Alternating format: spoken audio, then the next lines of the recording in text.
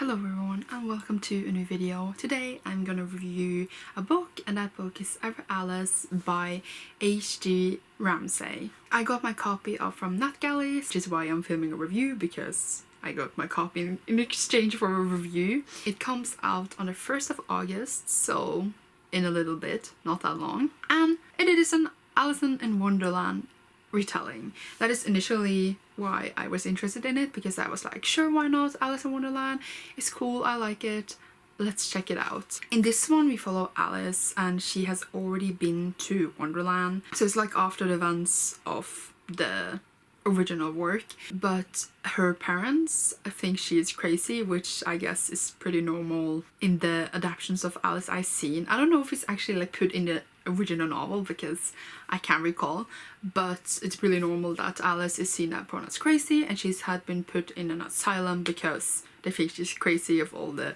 talks about Wonderland.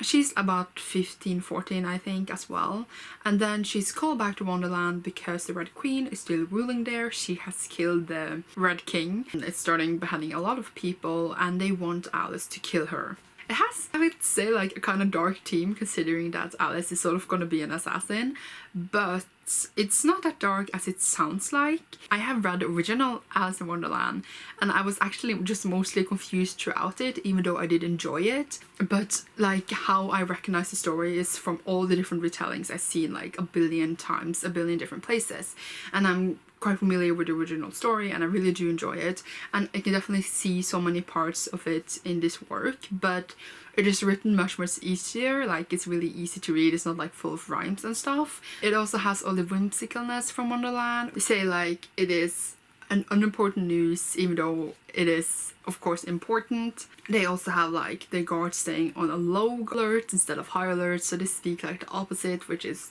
I don't know, I find it really funny and really like Wonderland-ish. We also get like even a reasoning for why the Red Queen is as she is, and I really felt for her, and I really thought it was interesting that we got that kind of backstory for her, and I was like yes, because we do actually follow the Red Queen's point of view as well as Alice's point of view. But overall I just didn't really like the writing. It was very childish for me, and even though like I do enjoy, for example, middle grade, it felt really middle grade-ish, but with like a more, not really a middle grade type of plot, but it was written like a middle grade, and I do love middle grade and don't have anything against it, but I just felt really childish for me. And there was a lot of serious themes in the book as well, but since it was so childish it didn't feel serious. It felt like one big, I don't know how to use the right word for it, joke, I guess. I'm guessing it was supposed to be humoristic, but the humor just didn't feel funny because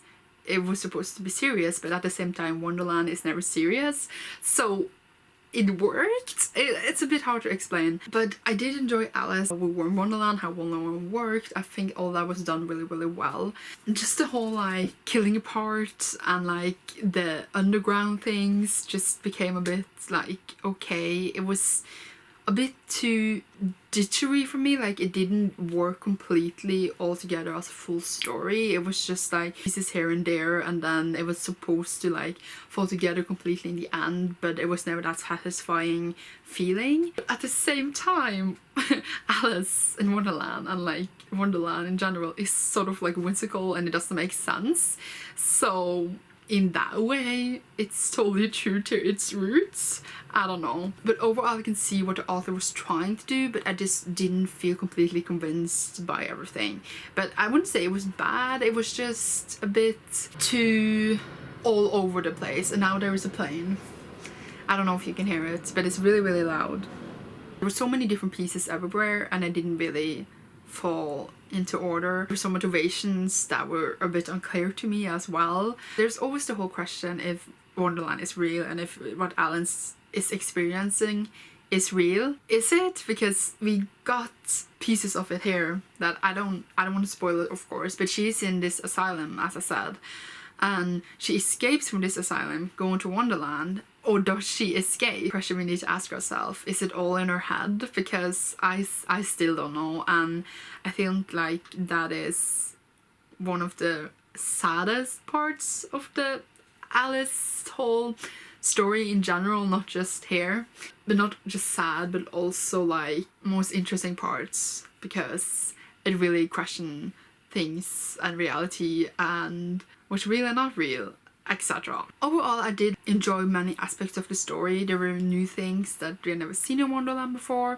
and there were also some things that just didn't work for me, like backgrounds and motivations, etc. Some characters and elements for the plot that just all didn't have a good enough conclusion or like motivation for it, but a lot of things were enjoyable. So I gave the book 3 out of 5 stars because I liked it, but I didn't like love it. But if you're really into Alice, I could recommend it. And also if you want something a bit easy to read, I would say, because it really flew past, and when you got into it, it just felt like the pages were just flying by and it went by really quickly. So it was an enjoyable read overall. Literally my favorite part of the book was finding out about the Red Queen and her background, even though, as I said, some things were a bit confusing about the history there as well, but I was like, whoa. I think that's it for this really great review. As I said, Our Alice is coming out on the 1st of August, so you can pick it up then, and you will see me soon in a new video. Bye!